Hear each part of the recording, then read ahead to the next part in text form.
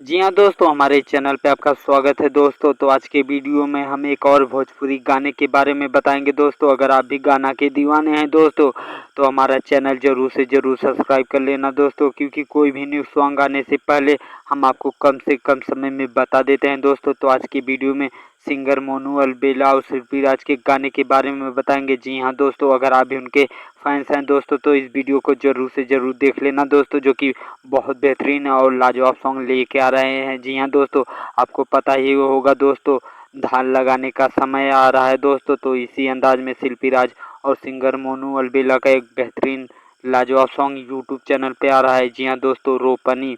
जी हाँ दोस्तों, सॉन्ग का नाम है रोपनी, जो कि धान लगाने वाला सॉन्ग है दोस्तों, जो कि हमें कुछ ही घंटों पे यूट्यूब चैनल पे देखने को मिल जाएगा। बहुत ज़बरदस्त सुपर डुपर सॉन्ग है दोस्तों, जो कि मोनू अलबेला एंटरटेनमेंट चैनल पे देखने को मिल जाएगा दोस्तों।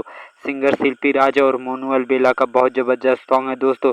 तो मैं पूरा उम्मीद है दोस्तों यह सॉन्ग एक बार आप ज़रूर से ज़रूर सुनना चाहेंगे दोस्तों। तो ऐसे ही वीडियो पाने के लिए दोस्तों चैनल पे बने रहिए दोस्तों। हम अगले वीडियो में मिलेंगे, तब तक के लिए धन्यवाद।